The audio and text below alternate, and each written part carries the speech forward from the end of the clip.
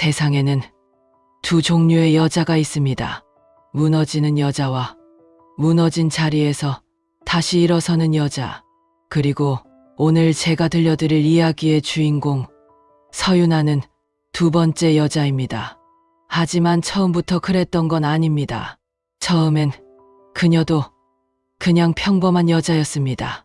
사랑하는 사람을 믿고 가족을 위해 헌신하고 조금만 참으면 나아지겠지 하며 버티던 여자. 그런 그녀를 짓밟은 건 남편이었습니다. 그리고 더 깊이 짓밟은 건 그 남편의 가족이었습니다. 오늘 이 이야기를 끝까지 들으시면 아마 두 가지 감정을 동시에 느끼실 겁니다. 뜨거운 눈물, 그리고 시원한 통쾌함. 자, 이제 시작합니다. 서윤아는 원래 부잣집 막내딸이었습니다. 경북 대구에서 자동차 부품 사업을 하던 아버지 서병철 씨 덕분에 어린 시절 그녀는 부족한 것 없이 자랐습니다. 넓은 단독주택, 해마다 해외여행, 원하는 대학, 원하는 공부. 위로 오빠가 둘 있었지만 막내딸은 아버지의 보물이었고 어머니의 자랑이었습니다. 그녀가 강민준을 처음 만난 건 26살 친구의 소개팅 자리에서였습니다. 민준은 키가 컸습니다. 말이 많지 않았고 대신 들어주는 사람이었습니다. 유나가 떠들면 그가 웃었고 그가 웃으면 유나는 더 이야기하고 싶었습니다. 두 사람이 손을 잡기까지 석 달, 결혼을 약속하기까지 1년 반이 걸렸습니다. 민준의 집안은 서울 마포구에서 건축 인테리어 회사를 운영하는 중소기업 집안이었습니다. 크게 부유하지도 그렇다고 부족하지도 않은. 부모님은 처음 만났을 때 반듯하고 정갈한 인상이었습니다.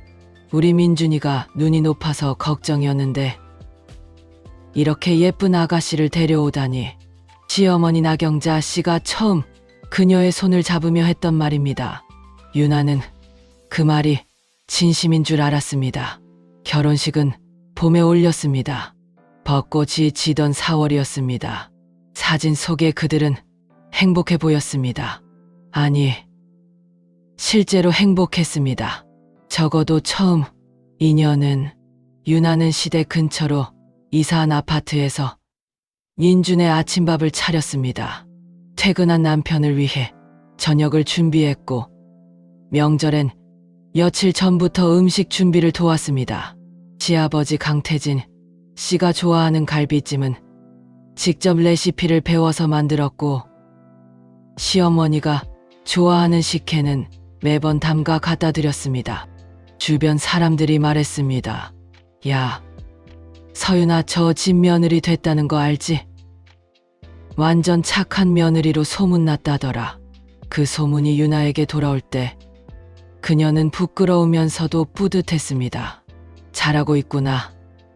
이게 맞는 거구나 싶었습니다. 그리고 결혼 3년째 아들 민재가 태어났습니다. 그날 분만실에서 아이를 안았을 때 유나는 생각했습니다. 이제 정말 다 가졌다고. 그 생각이 얼마나 틀린 것이었는지 그녀는 아직 몰랐습니다. 변화는 아주 작은 것들에서부터 시작됩니다. 민준이 늦게 들어오기 시작한 건 민재가 돌이 지난 무렵이었습니다. 처음엔 회사 일이라고 했습니다. 건축 프로젝트가 많다고, 클라이언트 미팅이 잦다고 유나는 믿었습니다. 아니, 믿으려 했습니다. 하지만 이상한 일들이 하나씩 쌓이기 시작했습니다. 전화를 받다가 갑자기 자리를 피하는 일이 잦아졌습니다. 샤워를 예전보다 오래 하게 됐습니다. 주말에 잠깐 나갔다 온다며 2~3시간씩 사라지는 날이 생겼습니다. 돌아올 때마다 이유는 달랐습니다. 친구 만났다. 바람 쐬러 나갔다. 드라이브 했다. 그리고 어느 날 밤 민준의 셔츠에서 낯선 향이 났습니다. 유나가 쓰는 섬유유연제가 아니었습니다. 달큰하고 무거운 여자 향수 같은 냄새. 이거 무슨 냄새야? 민주는 잠깐 굳었습니다. 그러나 곧 표정을 정리했습니다. 아, 오늘 클라이언트 미팅이 좁은 카페에서 있었어. 거기 에어컨이 하도 약해서 옆 테이블 냄새가 다 배었나 봐. 말은 술술 나왔습니다. 막힘이 없었습니다. 오히려 그 매끄러움이 더 이상했습니다. 그날 밤 유나는 민재를 재우고 혼자 화장실에서 울었습니다. 확인하지 않으면 모르는 일이다. 의심하는 내가 나쁜 거다. 스스로를 달래며. 그러나 2달 뒤 의심은 확신이 되었습니다. 민준의 휴대폰에 잠금이 생겼습니다. 그리고 어느 날 새벽 그가 화장실에 두고 나간 휴대폰이 진동을 울렸습니다. 화면에 뜬 이름은 저장되지 않은 번호. 메시지에 미리 보기가 단 한 줄 떴습니다. 오늘 보고 싶어. 민재 엄마한테 들키면 어떻게 크크. 유나의 손이 떨렸습니다. 심장이 아니라 위장이 쪼그라드는 것 같은 느낌. 온몸에서 피가 빠져나가는 것 같은 한기. 그리고 머릿속이 하얗게 비는 그 감각. 그녀는 그 자리에 한참 앉아 있었습니다.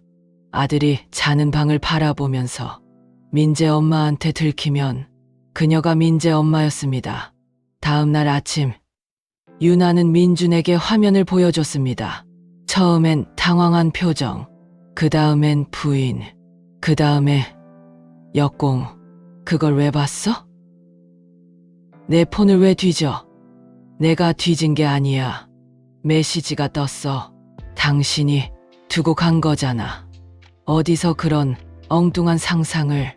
그냥 술자리에서 만난 여자가 장난으로 보낸 거야. 민재 엄마한테 들키면 어떡하냐는 말이 장난이야. 민주는 입을 다물었습니다. 그 침묵이 답이었습니다. 그런데 이상한 일이 벌어졌습니다. 사과를 기다리던 유나 앞에서 민준의 표정이 차갑게 굳더니 오히려 비웃는 듯한 눈빛이 됐습니다. 그래서 어쩌라고? 유나는 귀를 의심했습니다. 뭐 증거도 없잖아. 메시지 하나 가지고 뭘 어쩌겠다는 거야. 그리고 솔직히 말할까? 당신이 얼마나 재미없는지 알아?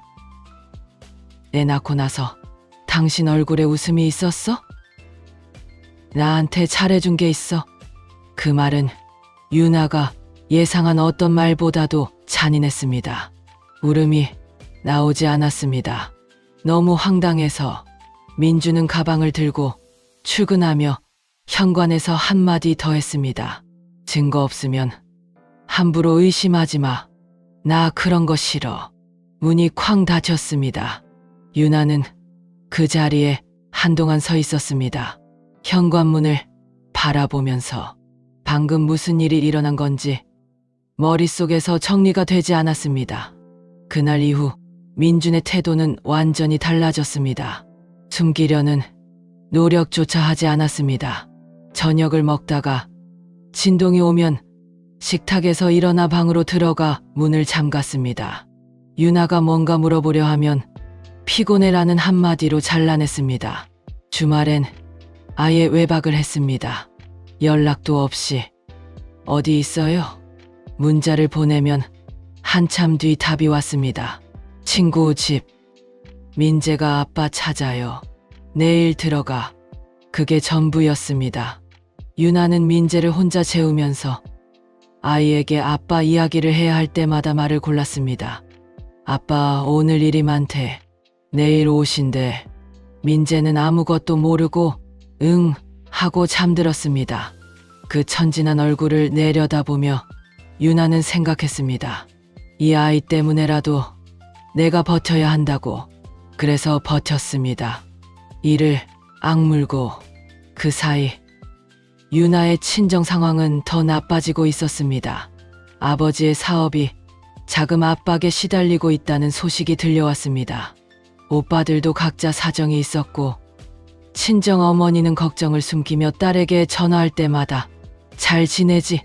만 물었습니다. 유나는 사실대로 말하지 못했습니다. 친정이 어렵다는 걸 시댁이 알면 더 만만하게 볼 것 같아서 그 불안이 입을 막았습니다. 하지만 그 침묵이 그녀를 더 고립시켰습니다. 어느 쪽에도 기댈 수 없는 사람, 그게 그 시절 서윤아였습니다. 결국 윤아는 시댁 문을 두드렸습니다. 혼자였습니다. 민재는 친정 어머니에게 맡기고 왔습니다.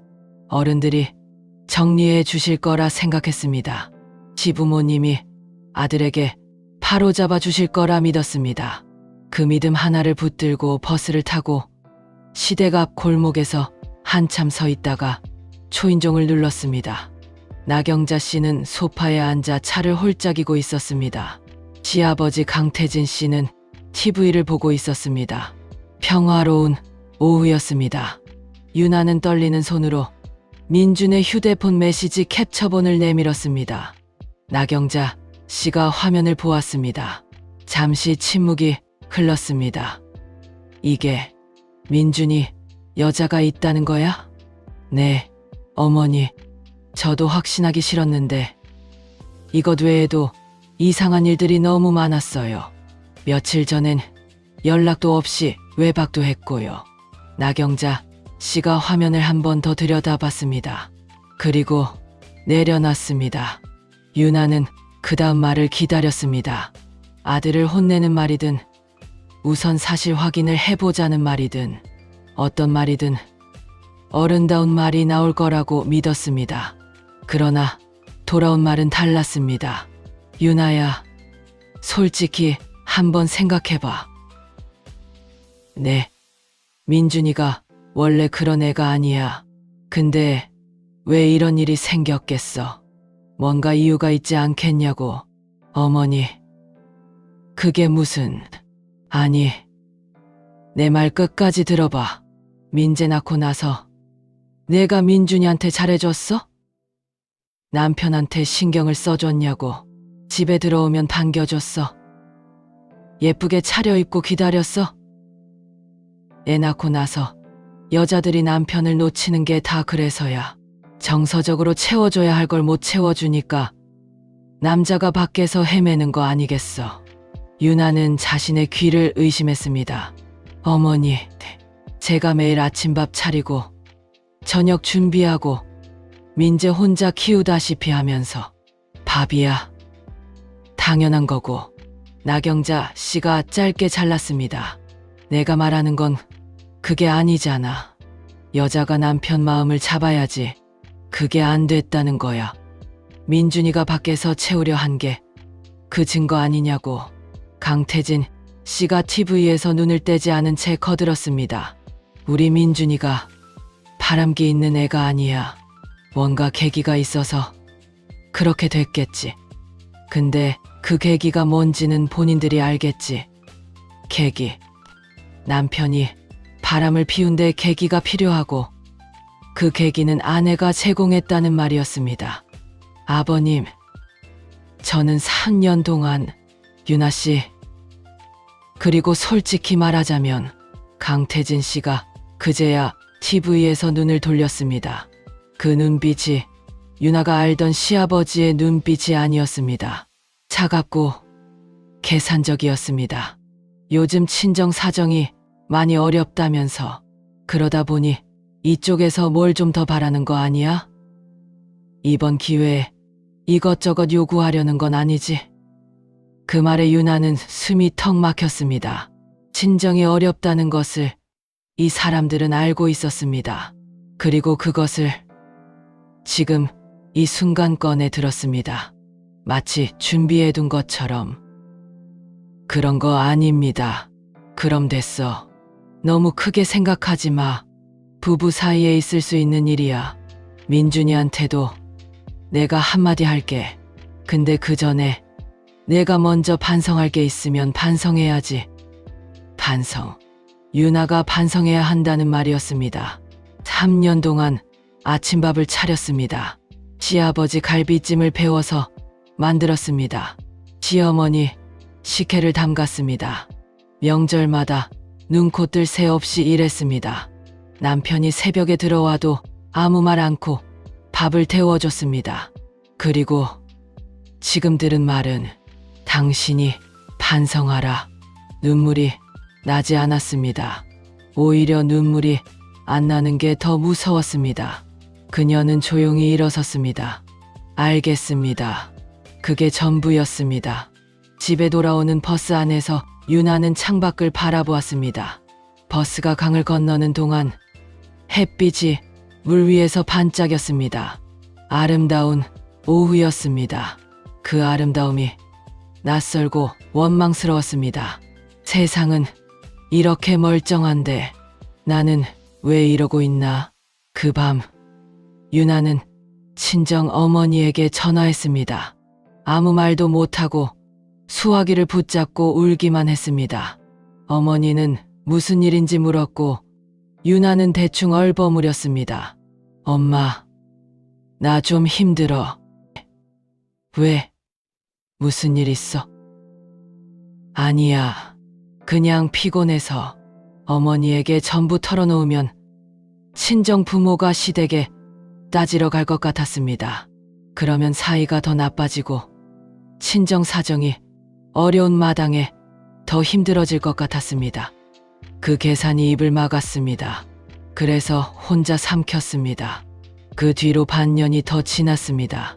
민주는 그 사이 더 대담해졌습니다. 예전에는 그래도 숨기는 흉내라도 냈습니다. 그러나 이제는 그마저도 없었습니다. 주말 낮에 나간다며 나가서 저녁이 돼도 들어오지 않는 날이 허다했습니다. 유나가 전화를 하면 받지 않다가 밤늦게 문자 하나가 왔습니다. 유저. 자, 한 번은 민준의 재킷 안주머니에서 영화 예매 영수증이 나왔습니다. 2장이었습니다. 날짜는 사흘 전 토요일. 그날 민주는 친구 만난다고 나갔습니다. 유나는 그 영수증을 들고 한참 서 있었습니다. 그리고 조용히 제자리에 돌려놓았습니다. 어차피 들이밀어도 달라질 게 없다는 걸 알았습니다. 또 역공이 돌아올 것이었습니다. 또 증거업자나가 나올 것이었습니다. 아니면 당신이 잘했으면 내가 이러겠어가 나올 것이었습니다. 그 패턴을 이미 몸으로 익혀버렸습니다. 그 무렵 유나는 나경자 씨에게 다시 한번 이야기를 꺼냈습니다. 이번엔 전화로. 어머니, 민준 씨가 요즘도 자주 외박을 해요. 아이도 있는데 이건 아닌 것 같아서요. 그래서 한번 이야기를 해주셨으면 해서요. 나경자 씨의 목소리가 약간 귀찮다는 뉘앙스로 바뀌었습니다. 유나야, 나는 자식 사생활에 끼어들지 않아. 부부 사이 일은 부부끼리 풀어야지. 왜 자꾸 나한테 전화해? 어머니가 한마디 해주시면, 그리고 솔직히 말하면 나경자 씨의 목소리가 낮아졌습니다. 요즘 친정이 많이 어렵다고 들었어. 그러니까 이쪽에 의존하려는 마음이 더 생기는 거 아니야? 우리 민준이 붙잡고 어떻게 해보려는 거 아니냐고. 나는 그게 더 마음에 걸려. 전화기를 든 손이 떨렸습니다. 어머니, 저는 그런 생각 한 번도 한 적 없어요. 그래, 알았어. 어쨌든 부부 일은 부부끼리 해결해. 나는 모르겠어. 뚝. 전화가 끊겼습니다. 유나는 한동안 전화기를 내려다봤습니다. 도움을 받을 수 있는 곳이 아무 데도 없었습니다. 시댁은 남편 편이었고 친정은 사정이 어려웠습니다. 친구들에게 털어놓기에 너무 창피했습니다. 아직 이혼한 것도 아니니 상담 기관 문을 두드리기도 애매했습니다. 그냥 혼자였습니다. 완전히. 그리고 어느 토요일 오후 유나의 인생에서 가장 치욕스러운 날이 찾아왔습니다. 민준이 여자를 집에 데려왔습니다. 유나가 민재를 데리고 마트에 갔다 돌아왔을 때였습니다. 현관문을 열자 안에서 낯선 여자 목소리가 들렸습니다. 웃음소리였습니다. 그것도 꽤 크게. 유나는 그 자리에서 굳어버렸습니다. 거실로 들어서자 소파에 한 여자가 앉아 있었습니다. 민준보다 어려 보이는 묘하게 차려입은 여자. 그 여자가 유나를 보더니 잠깐 당황한 표정을 지었습니다. 하지만 이내 시선을 거뒀습니다. 그리고 민준은 달랐습니다. 표정이 굳기는 했지만 사과도 당황함도 아니었습니다. 오히려 짜증스러운 눈빛이었습니다. 왜 이렇게 일찍 왔어? 이렇게 일찍 왔어. 자기 집에 자기 아이를 데리고 자기가 돌아온 것에 대해 이렇게 일찍 왔냐는 말을 들었습니다. 유나의 팔에 민재가 매달려 있었습니다. 3살배기 아이는 아무것도 모르고 엄마, 저 이모 누구야? 했습니다. 민준이 아이에게 말했습니다. 아빠 친구야. 방 들어가 있어. 아빠 친구. 아빠 친구라고 했습니다. 자기 집 소파에 앉아있는 그 여자를 유나는 장을 본 비닐봉지를 현관에 내려놓았습니다. 손이 떨렸습니다. 무릎도 떨렸습니다. 나가줘요. 목소리가 갈라졌습니다. 그 여자가 민준을 쳐다봤습니다. 민준이 피식 웃으며 말했습니다. 야, 잠깐 나가서 기다려봐. 그 여자는 귀찮다는 표정으로 핸드백을 들고 일어나 현관으로 나갔습니다. 나가면서 유나와 눈이 마주쳤는데 미안한 기색이 전혀 없었습니다. 오히려 약간 심드렁한 눈빛이었습니다. 문이 닫히자마자 유나가 말했습니다. 지금 뭐 하는 거야? 뭘? 우리 아이 있는 집에 그 여자를 데려왔잖아. 지금 제정신이야? 아이는 몰라. 어리잖아. 민준 씨. 목소리 낮춰. 민준이 짜증스럽게 말했습니다. 위에 소리 울려. 그리고 나는 오늘 여기 잠깐 들른 거야. 뭐가 문제야? 뭐가 문제냐고? 남편이 바람난 여자를 집에 데려온 게 문제 아니야? 그 순간 민준의 눈빛이 차갑게 바뀌었습니다. 바람이라고 확인이라도 했어? 뭐, 증거 있어. 그냥 친구랑 잠깐 온 건데 왜 바람이야? 당신이 예민한 거 아니야? 유나는 말을 잇지 못했습니다. 이 상황에서 증거 있어? 가 나오리라고는 상상도 못했습니다. 나 나간다. 저녁에 들어올게. 지금 나가면 안 돼. 왜? 민재 있잖아. 어린이집 보모도 아니고 내가 맨날 집에 있어야 해? 그리고 그는 정말로 나갔습니다. 현관 앞에서 기다리던 그 여자와 함께 유나는 현관문을 닫고 그 자리에 주저앉았습니다. 민재가 옆에서 엄마 하고 불렀습니다. 유나는 아이를 꼭 안았습니다. 아이한테는 들키고 싶지 않았습니다. 숨을 참고 울음을 삼켰습니다. 얼마나 그렇게 있었는지 모릅니다. 그 일이 있고 이틀 뒤 유나는 친정어머니에게 전화했습니다. 이번엔 다 털어놓았습니다. 더 숨길 수가 없었습니다. 어머니, 이정자 씨는 울었습니다. 한참을 울다가 이렇게 말했습니다. 내가 시댁에 따지러 갈게. 엄마, 그러면 안 돼. 왜 안 돼? 우리 딸이 이러고 있는데. 엄마, 지금 시댁이 친정 사정 어려운 거 알고 있어. 그걸 꼬투리 잡아. 내가 돈 때문에 버티는 거라고. 엄마가 나서면 그 말 더 커져. 전화기 너머로 어머니의 긴 침묵이 흘렀습니다. 미안하다. 유나야, 엄마가 더 잘 살았어야 했는데. 어머니의 그 말이 어떤 것보다 더 아팠습니다. 친정의 짐이 되고 싶지 않았고 시댁의 경제적 도움이 언젠가 필요할지 모른다는 두려움이 발목을 잡았습니다. 그 두려움이 그녀를 그 집에 더 오래 붙들어 놓았습니다. 며칠 뒤 나경자 씨에게서 전화가 왔습니다.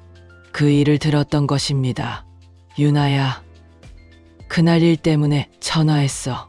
네, 어머니, 민준이한테 내가 뭐라고 하긴 했어. 집에 함부로 데려오는 건 좀 아니다 싶어서 유나는 잠깐 희망을 가졌습니다. 그런데 말이야, 나경자 씨의 목소리는 생각보다 냉정했습니다. 유나야, 너도 생각을 좀 해봐.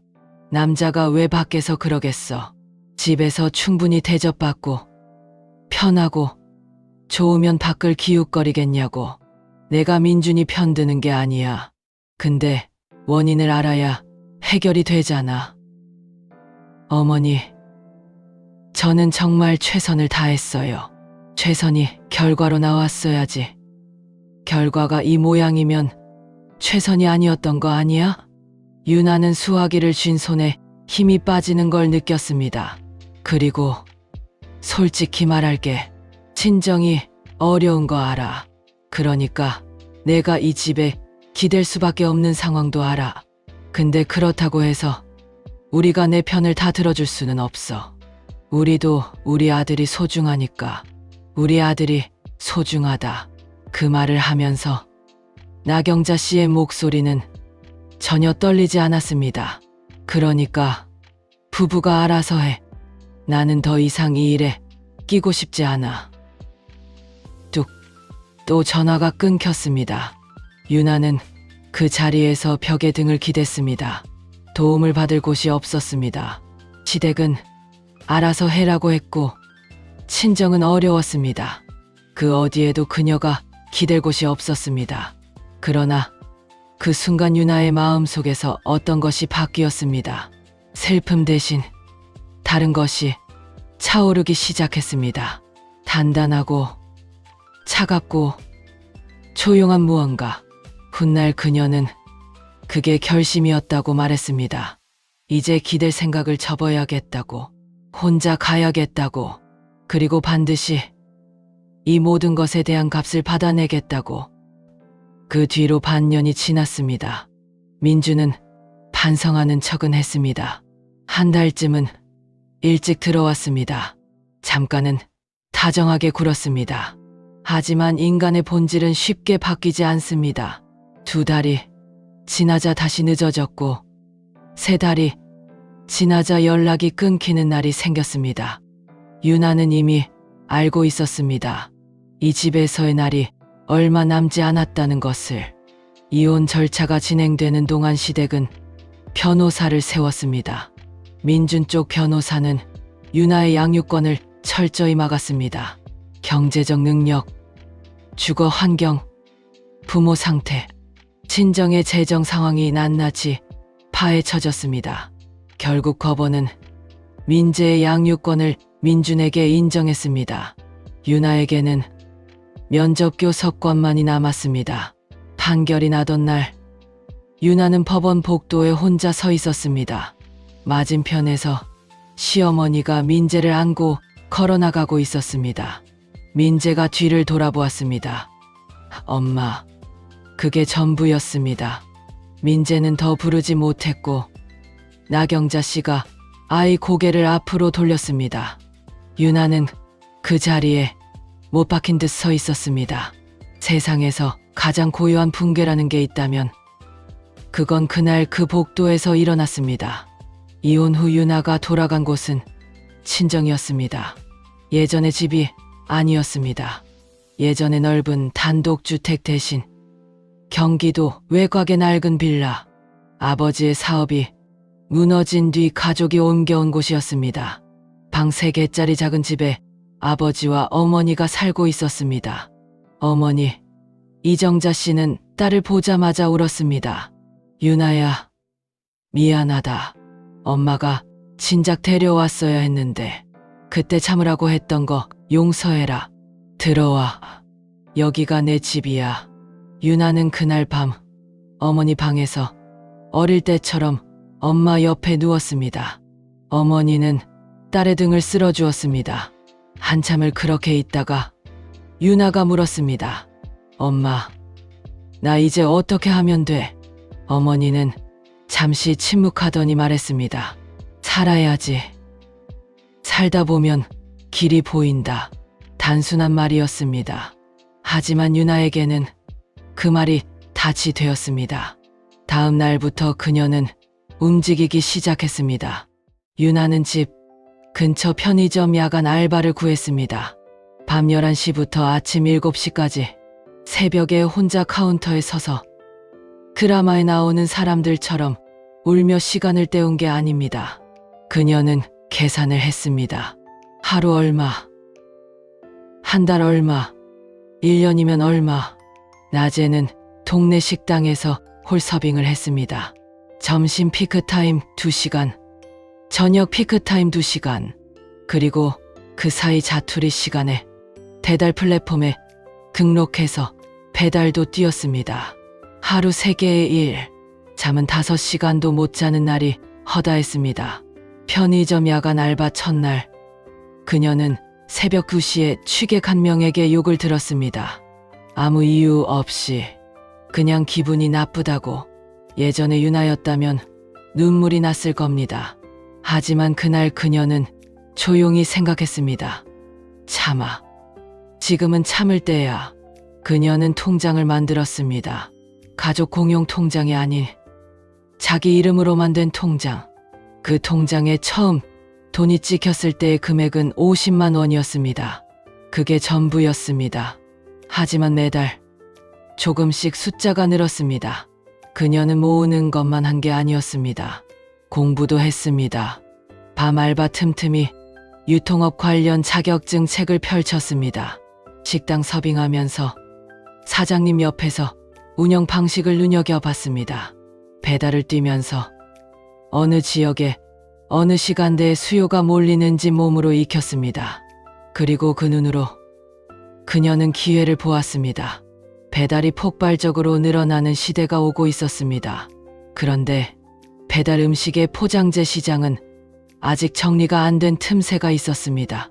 소규모 식당들은 대형 유통업체에서 단가가 비싼 포장재를 구매하거나 싸지만 질이 나쁜 것을 쓰고 있었습니다. 유나는 그 틈이 보였습니다.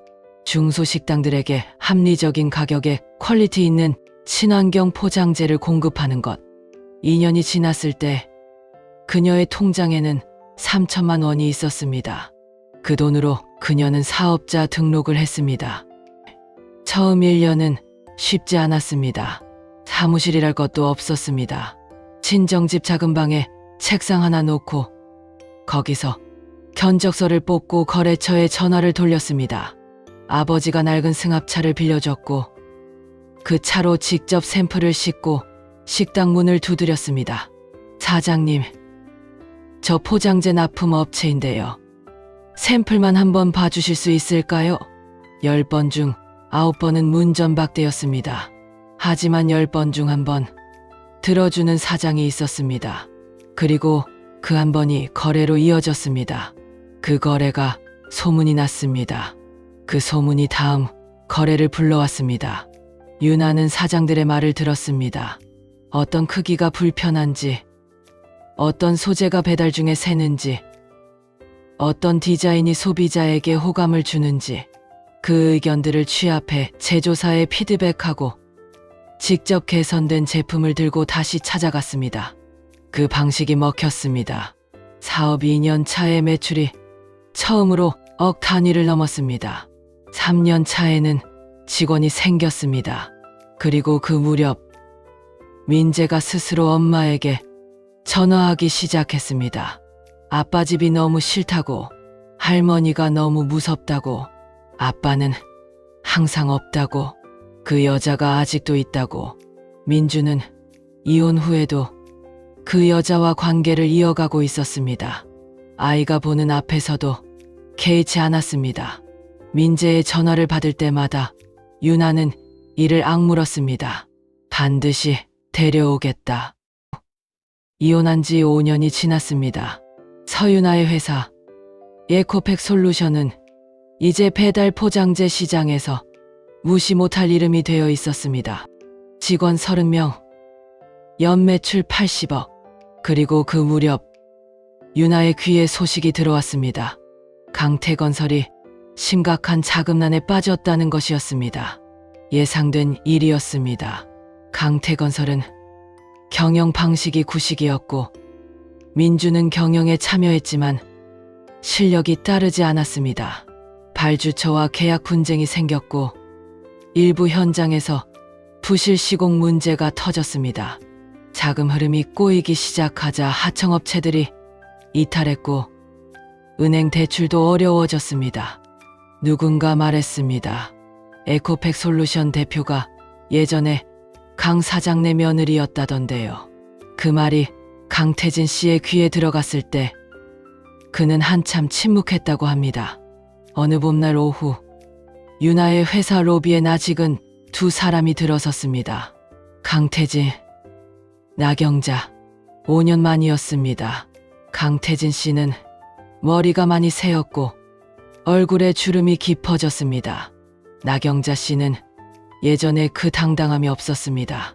핸드백을 두 손으로 쥐고 있었습니다. 유나는 맞은편에 앉았습니다. 말이 없었습니다. 잘 지냈어요? 회사가 많이 컸구만. 오시게 된 이유가 있으실 텐데요. 나경자 씨가 눈가를 손수건으로 찍었습니다.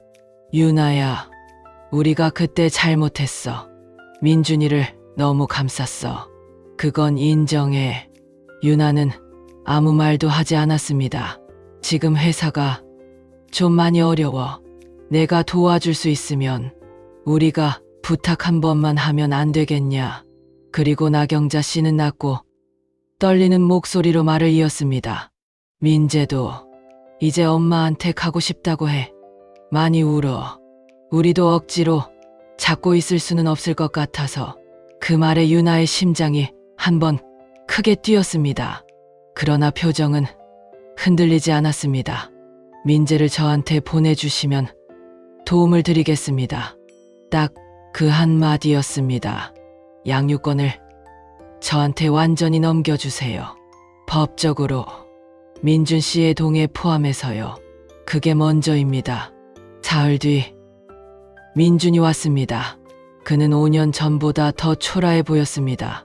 혈색이 없었고 눈밑이 거무스름했습니다. 강태건설이 어려워지자 그 여자도 슬슬 발을 빼고 있다는 것을 유나도 알고 있었습니다. 민준이 회의실에 들어서며 처음 유나와 눈이 마주쳤을 때 그는 먼저 눈을 피했습니다. 잘 지냈어? 민재 양육권 넘겨주실 수 있어요? 민준은 테이블을 내려다보다가 고개를 끄덕였습니다. 알겠어. 법적 절차가 완료되던 날 민재가 엄마 품에 안겼습니다. 9살이 된 민재는 한동안 말이 없었습니다. 그러다 엄마 어깨에 얼굴을 묻고 울기 시작했습니다. 엄마, 보고 싶었어. 유나는 그 등을 안았습니다.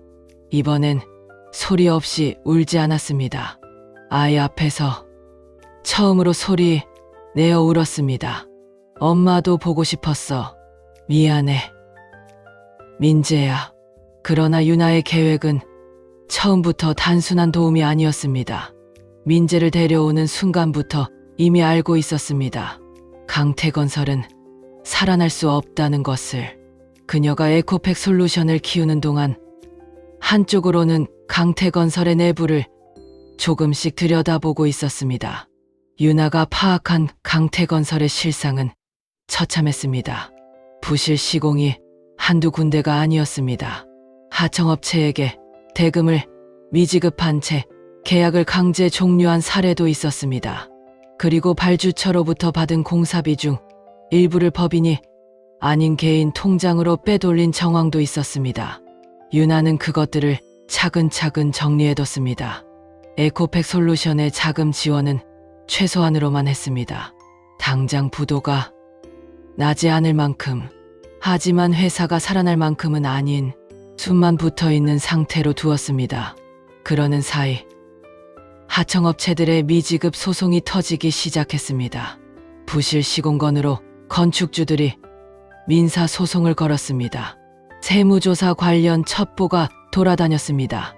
누군가 그 정보를 흘린 것이었습니다. 물론 유나는 아무 말도 하지 않았습니다. 모든 것이 터진 건 가을이었습니다. 강태건설의 대한 세무조사가 시작됐고 결과는 예상보다 심각했습니다. 법인 자금 횡령 혐의로 강태진 씨가 검찰 조사를 받게 되었습니다. 민준도 공동 경영자로서 조사 선상에 올랐습니다. 그리고 그 즈음 그동안 민준과 함께했던 그 여자가 공개적으로 민준과 결별했습니다. 회사도 어렵고 사람도 문제가 생기자 미련 없이 떠났습니다. 마지막까지 추한 이별이었다고 들었습니다. 나경자 씨가 유나에게 전화를 했습니다. 유나야, 이게 다 어떻게 된 일이야? 내가 뭔가 알고 있는 거 아니야? 저는 약속대로 도움을 드렸어요. 이게 도움이야? 지금 우리 태진이가 검찰에 불려다니고 있는데 어머니, 저는 세무서에 제보한 사람이 누군지 모릅니다. 그리고 하청업체 소송은 그분들 권리예요. 저한테 왜 전화하세요? 전화기 너머로 나경자 씨가 흐느끼는 소리가 들렸습니다. 민재는 우리가 볼 수 있잖아. 그 아이라도 민재 면접 교섭권은 법대로 하시면 됩니다. 그리고 유나는 전화를 끊었습니다. 모든 법적 절차가 마무리된 건 그로부터 6달 뒤였습니다. 강태진 씨는 집행유예를 받았습니다. 강태건설은 법인 청산 절차에 들어갔습니다. 민주는 공동 경영 책임으로 검찰 수사를 받았고 벌금과 함께 회사 부채 일부를 개인 채무로 떠안게 됐습니다. 민준이 마지막으로 유나에게 연락을 해온 건 12월이었습니다. 유나야, 나 지금 정말 힘들어. 민준 씨, 저한테 할 말 있으시면 변호사를 통해서 하세요. 전화가 끊겼습니다. 유나는 창밖을 바라봤습니다. 12월의 하늘이 맑았습니다. 이상하게도 시원했습니다. 눈물도 없었고 분노도 없었습니다. 그냥 끝이구나. 그 생각만이 조용하고 단단하게 자리를 잡았습니다. 이듬해 봄이 왔습니다. 민재는 새 학교에 적응했습니다. 처음엔 낯선 환경에 힘들어했지만 점점 친구가 생겼습니다. 축구를 좋아했고 만화를 그리는 것도 즐겼습니다. 저녁마다 유나와 민재는 밥을 함께 먹었습니다. 어떤 날은 민재가 학교 이야기를 수다스럽게 털어놨고 어떤 날은 둘 다 말없이 텔레비전을 봤습니다. 그게 좋았습니다. 그 평범함이. 어느 날 저녁 민재가 물었습니다. 엄마, 아빠는 요즘 어때? 글쎄, 엄마도 잘 모르겠어. 아빠가 보고 싶기도 하고 안 보고 싶기도 해. 그럴 수 있어. 아빠는 아빠니까. 민재가 밥을 한 숟가락 떠먹더니 말했습니다. 엄마는 안 보고 싶어? 이제는 안 보고 싶어. 예전엔 많이 아팠는데 이젠 그냥 남처럼 느껴져. 민재가 고개를 끄덕였습니다. 그럼 됐다. 짧고 단순한 말, 9살짜리 아이의 말이었지만 유나는 그 말에 오래 머물렀습니다. 그럼 됐다. 맞습니다. 이제 됐습니다. 오늘 이 이야기를 끝까지 들어주셔서 감사합니다. 서유나의 이야기는 복수에 관한 이야기이지만 동시에 회복에 관한 이야기이기도 합니다. 그녀가 편의점, 야간 알바를 뛰던 새벽 2시 취객에게 욕을 들었을 때, 배달을 뛰다 비를 맞았을 때, 민재의 뒷모습이 법원 복도 저 끝으로 사라지던 그 순간, 그 모든 순간이 그녀를 무너뜨리는 것처럼 보였지만 사실은 그 순간들이 그녀를 만들어가고 있었습니다. 세상에는 가끔 이런 사람들이 있습니다. 밟히면 밟힐수록 뿌리가 깊어지는 사람들. 그리고 그런 사람들은 결국 일어섭니다. 며느리라는 이유로, 여자라는 이유로, 가난하다는 이유로 짓밟혔던 모든 분들께 유나의 이야기가 조금이나마 위로가 되었으면 합니다. 당신도 일어설 수 있습니다. 왜냐하면 이미 이렇게 견디고 있으니까요. 이 이야기는 여러분의 응원과 함께 계속됩니다. 구독과 좋아요는 이런 이야기를 더 많이 만들 수 있는 힘이 됩니다. 다음 이야기에서 또 뵙겠습니다.